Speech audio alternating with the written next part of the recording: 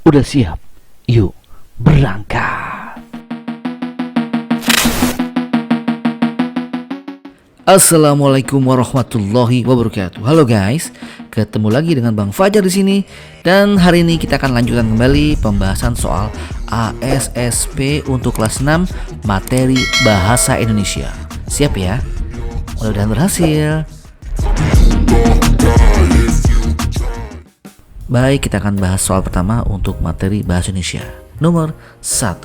Tim SAR sedang mengevakuasi korban bencana banjir Jakarta dengan menggunakan perahu boot. Makna tercetak miring pada kalimat di atas di kata evakuasi. Ayo, evakuasi. Ada yang tahu? Apakah A, B, C, D? Ya, betul ya. Jadi evakuasi ini dari kata dasar bahasa Inggris evacuation ya. Artinya adalah ya, menyelamatkan. Jadi evakuasi ini kalau menurut kamus KBBI adalah dia memindahkan dari lokasi yang bahaya ke lokasi yang aman. Baik, kita lanjut ke nomor 2. Kita langsung ke soalnya aja ya. Berdasarkan teks di atas, penyebab Kapolres Madiun berkunjung ke warung bakso. Nah, ini berarti apa alasan seorang Kapolres datang ke warung bakso miliknya nih Sugeng Riyadi. Oke, lihat sini. Jadi Kapolres Madiun ini datang ke kedai bakso ini yang ada di daerah Kedung Maron ya. Kunjungan ini adalah untuk mengembalikan kepercayaan pada masyarakat sekitar bahwa bakso milik Sugeng ini benar murni menggunakan daging sapi, bukan daging tikus yang sempat viral beberapa tahun lalu. Sementara Kapolres mengatakan jika rasa bakso Sugeng mantap dan luar biasa. Kapolres menambahkan suatu saat jika ada acara di Polres Madiun, bakso milik Sugeng Riyadi akan dipesan sebagai menu. Nah, berarti apa penyebab Kapolres Madiun kunjung ke warung bakso Sugeng? A, B, C, D. Apa? Oke, baik, jawabannya adalah benar sekali. C ya. Bakso milik Sugeng Riyadi benar-benar murni menggunakan daging sapi. Kenapa bukan D ya? Kalau D ini salah karena tidak kata viral menggunakan daging tikus. Nah, viral ini karena hoax ya. Makanya Pak Sugeng Riyadi ini dia langsung berkunjung ke warung bakso Sugeng Riyadi sambil mau mengecek ya apakah benar ternyata kan memang bukan dari daging tikus tapi adalah dari daging sapi. Dibuktikan dengan dimakan mantap rasanya. Jadi seperti itu ya, untuk membuktikan satu hal yang hoax. Baik, berikutnya nomor 3. Kalimat utama dari paragraf di atas adalah adik semua, kalau ada soal bahasa Indonesia ini kita penting ya untuk melihat soal dulu ya. Jadi jangan langsung baca soal atau baca soal utama ya, tapi tanya dulu apa pertanyaan dari sebuah soal ini.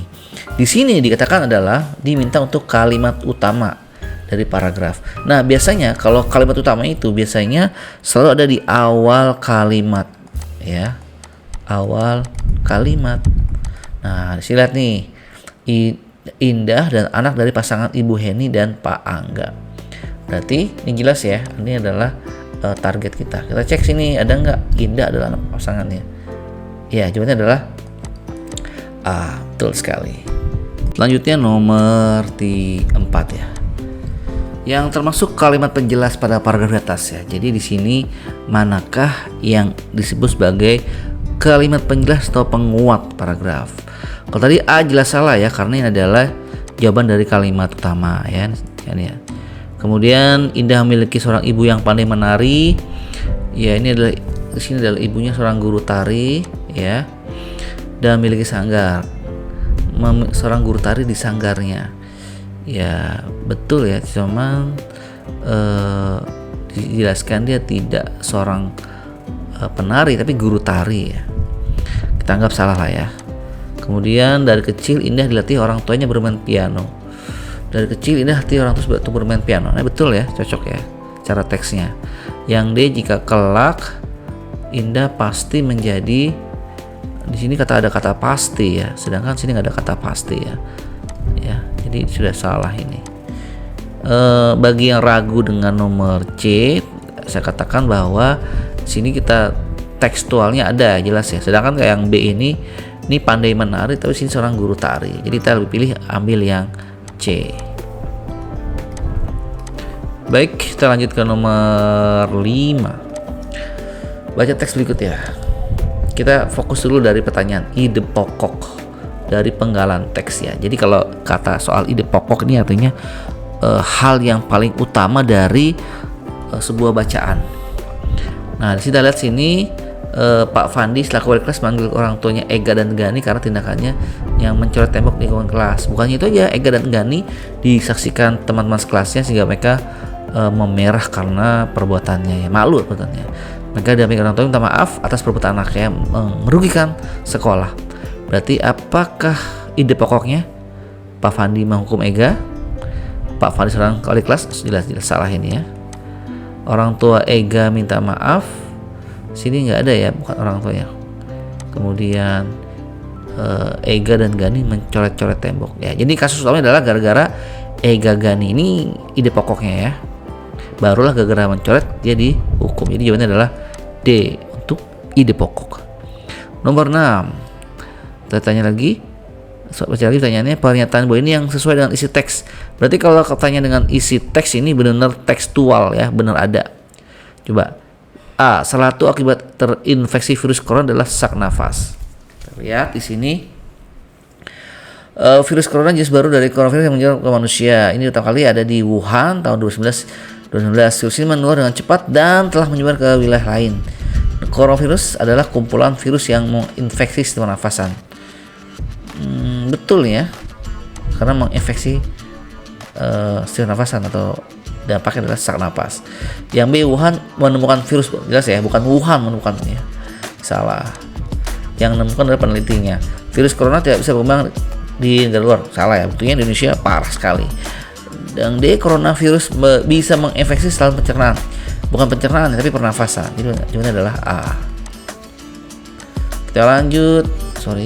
Kita lanjut ke soal 7. Al-Kisah. Nah, ini kita cek dulu. Pertanyaannya adalah latar, berarti kan tentang tempat. Kita fokus tempat ya. Manakah yang bicara dengan tempat? Dua pengembara yang sedang berada di gurun pasir. Ya, gurun pasir ya. Berarti ini kira adalah langsung gurun pasir. Oke, lanjut nomor 8. Penduduk daerah pedalaman. Ini cari dulu tentang makna kata lentera. Ya. Kalau lentera nih berarti kan dia makna adalah penerangan ya. Nah, dan di sini adalah tentang pedalaman Papua nih. Berarti kalau gitu kan faktornya adalah karena kurangnya listrik. Coba apa arti lentera? A. Lampu kecil berbahan minyak tanah. Ya, coba kita lihat. Lampu petromak. Salah ya, kalau petromak itu dia bukan pakai minyak tanah tapi pakai spiritus. Jadi salah ini. Kemudian lampu kecil yang bisa bawa kemana-mana. Nah, ini bahaya nih. Kemana-mana ini pakai apa? Gara-gara listrik atau pakai handphone, jadi salah ya. Kemudian lampu kecil bergambar lentera, salah ya. Jadi jawabannya adalah A. Lampu kecil berbahan bakar minyak tanah. Ini zaman dulu ya. Nomor 9. Insinyur Soekarno sangat piawai berpidato. Beliau merupakan seorang titik-titik. Nah, berarti apa nih? Melengkapi orator, mentor, nator, atau kolektor? Ya, orator ya. Oratornya adalah orang yang jago pidato. Kalau mentor itu pelatih. Nominator adalah orang yang masuk dalam nominasi pemilihan. Kalau kolektor ini adalah orang yang mengkoleksi sesuatu. Selanjutnya nomor 10. Kabayan. Oke, kita baca nih soalnya. Simpulan teks, berarti kesimpulan dari bacaan ya. Kita lihat Kabayan berdiri pantang sawah yang padinya baru saja tumbuh. Ia menyinying ember, niatnya mau mengambil siput yang biasa hidup di sawah. Kabayan tidak berani turun ke sawah. Ia berpikir sawahnya sangat dalam karena tampak bayangan awan di langit ketika sedang asik mencolek siput dengan sebilah bambu. Oke, berarti apa nih? Ya, jadi dia sedang asik mencolek-colek siput ya dengan sebilah bambu. Oke, baca soal A-nya. A. Kabayan berdiri di matang sawah untuk mencari siput. Kemudian Kabayan membawa ember untuk mencari siput.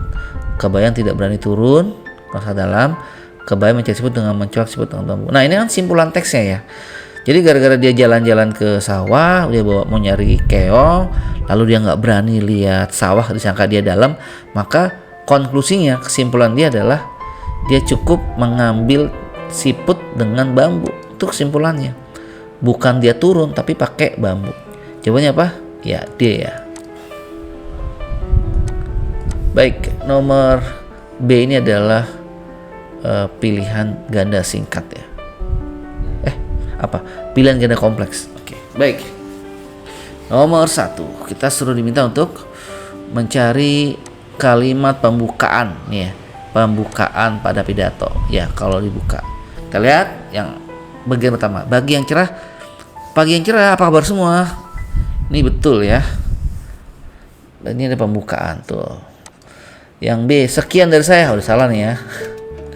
Kemudian hadirin berbahagia. Ini jelas pertama-tama ini adalah pembukaan. Cukup sekian, sudah salah nih. Jadi ini adalah A dan C. 12, isi poster. Ini ada poster dari Dinas Kebersihan Banda Aceh ya tentang ayo hemat energi listrik. Berarti apa? Melakukan hemat energi listrik? Ya betul. Ya, menggunakan listrik dengan boros salah ya. Namanya suruh hemat. Yang berikutnya mematikan lampu dan peralatan saat tidak digunakan. Betul ya, kan? Matikan lampu kan nggak boros ya. Betul. Membuat orang mana-mana nggak perlu ya, nggak semua harus terangin. Jadi A dan C. 13, berikut yang tercantum pada data pribadi dalam riwayat hidup kata kuncinya biodata nih. Coba. Nama lengkap pasti. Tanggal lahir yes. Golongan darah ya nggak harus ya. Asal sekolah ya nggak harus. Tapi kalau ini betul bisa aja ya, bisa golongan darah asal sekolah. Tapi yang paling utama data dalam pribadi adalah cukup nama dan tempat tanggal lahir. Oke, A dan B. Kita lanjut ke 14. Apa sih nama lain dari formulir? Ya, formulir adalah belangko isian, betul ya, belangko ini. Kemudian daftar isian atau petunjuk isian, kesimpulan. Ya, salah ya. Jadi ini petunjuk bukan salah, kesimpulan juga bukan salah. Jadi daftar isian. Oke. Kita lanjut ke nomor 15. Serangan umum 1 Maret 49 terjadi di Jakarta. Nah, ini kita lihat kata tanya yang sesuai dengan teks. Jadi dari sini ya, kita buat pertanyaan. Oke. Baik, oke. Banyakkah orang yang mati pada peristiwa tersebut? Ini sebuah serangan umum ya. Kemudian dilakukan oleh sektor ya, bagi 4. Ada pimpin Mayor Francis Sumual, Mayor Sardiano, oleh Mayor Kusno dan Letnan Amil Mutono dan Letnan Mas Duki. Ini nggak ada kata-kata banyak ke orang mati ya. Ya, jelas salah nih. Kemudian siapa pemimpin sektor utara? Ada ya, sektor utara nih. Nah, ini ada barat, selatan, timur, kemudian utara oleh Mayor Kusno. Betul ini. Peristiwa serangan itu terjadi pada Jakarta. Nah, ini salah ya, karena memang di Jogja, tetapi ini bicara mengenai untuk rencana serangan ya. Jadi salah. Kemudian yang berikutnya, kapan serangan? Ya betul ya. Ini kapannya adalah pada tanggal 1 Maret. Jadi betul. Lagi pula kalau kata tanya ini itu nggak boleh pakai tanda seru ya. Jelas salah nih. Ini betul nih tanya. Oke, baik. Kita lanjut ke soal menjodohkan. Nomor 16. Ketika mendengar cerita anak itu, saya titik perasaan hingga ikut menangis. Nah, berarti apa nih? Mengapa, gugur, dan jelas tewas, interpretasi terus terbawa. Ketika mendengar cerita itu anak itu, saya ya terbawa perasaan. Nih ya, G ya. Jadi terbawa perasaan. Bukan terusik. 17. Setelah Raja Hayam Wuruk meninggal, nah kemudian kata yang tepat untuk mengganti kata meninggal ini kan ada gugur atau tewas ya. Menurut Alan yang bagus apa? Gugur atau tewas? Nah, biasanya kalau dia itu apa ya namanya dalam perang, bagi orang yang pahlawan itu gugur. Tapi kalau kata tewas itu biasanya bagi maknanya itu adalah konotatif ya, nggak baik. Jadi kita pakai kata gugur aja. Berarti pahlawan nih, orang baik lah, gugur. Oke, baik, tadi ini udah ya. Lanjut ke nomor 18. Menjelaskan tentang penyebab dan akibat yang ditimbulkan dari fenomena. Nah, di sini apa? Tadi ini udah gugur udah, kemudian terbawa udah ya. Ini tadi G, kemudian ini B ya. Jawabannya adalah ya, deret penjelas ya, C. Lanjut nomor 19. Kata tanya yang digunakan untuk menanyakan sebab akibat. Apa sini? Ya, mengapa ya. Terakhir, merupakan kesimpulan dari sebuah teks ekspansi adalah ya, interpretasi. Jawabannya E. Oke, lanjut kita ke soal isian singkat untuk nomor 21 ya, kita mulai. Ketika menerima raport, Vina menangis karena ada 2 mata pelajaran yang mendapat nilai merah. Nilai kata merah ini artinya apa? Apa? Ya, biasanya ini di bawah KKM ya. Di bawah KKM atau di bawah rata-rata. Jadi nilai kalau misalnya KKM-nya atau ketuntasan kriteria ketuntasan minimalnya adalah 6, dia 5 ya. Jadi merah tuh. 22. Ini sebuah puisi ya.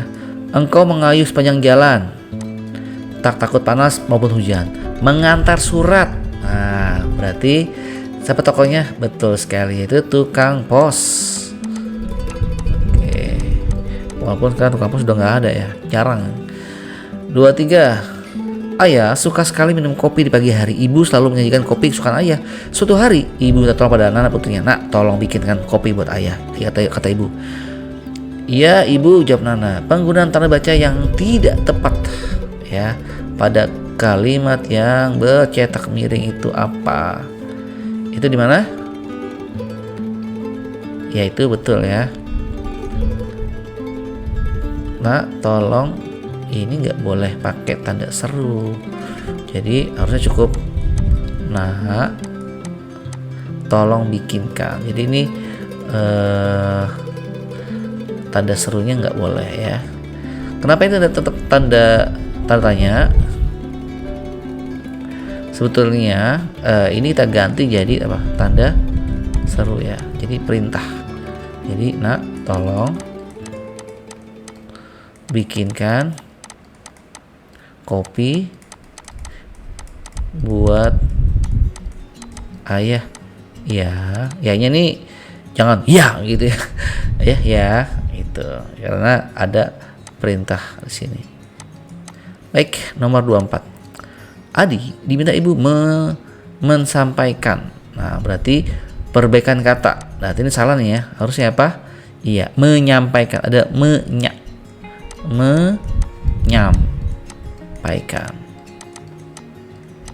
Nomor 25. Ibu pandai menawar agar mendapatkan harga yang murah. Antonim. Berarti apa? Lawan kata. Kata murah. Oke. Apa? Gampang sekali ya, itu mahal. Baik.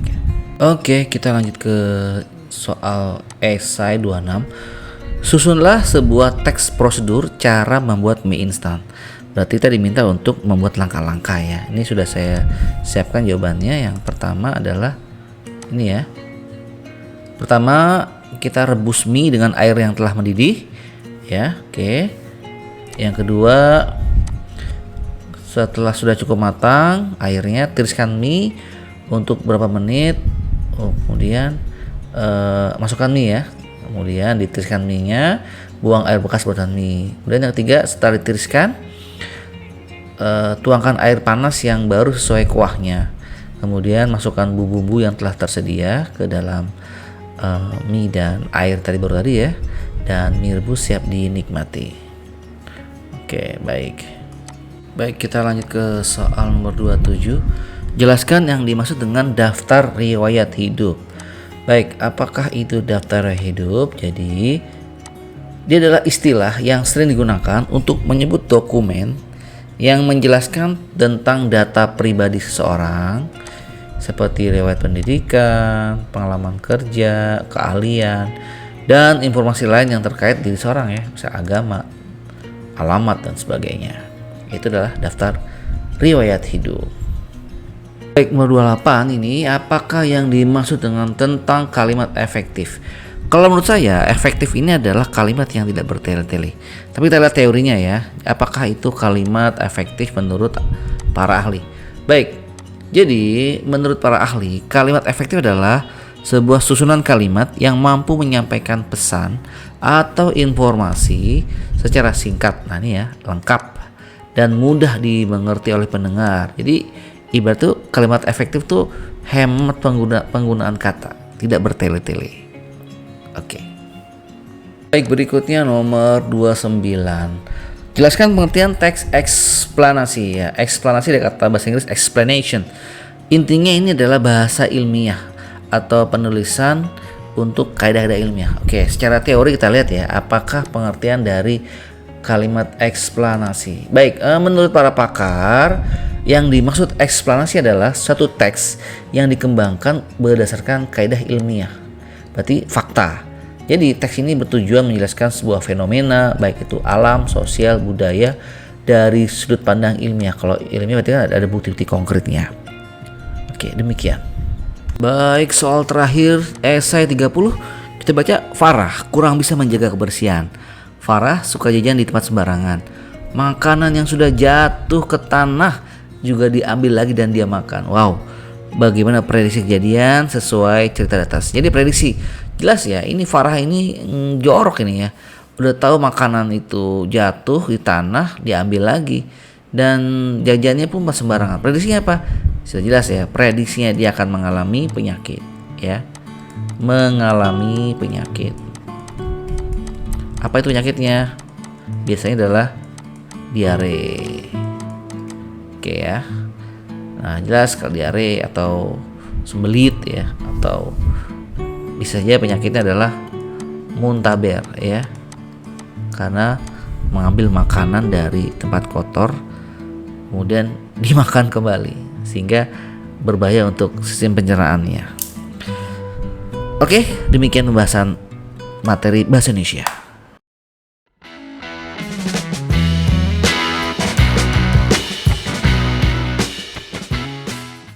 Oke guys, terima kasih sudah menyimak pembahasan materi ASSP untuk materi bahasa Indonesia.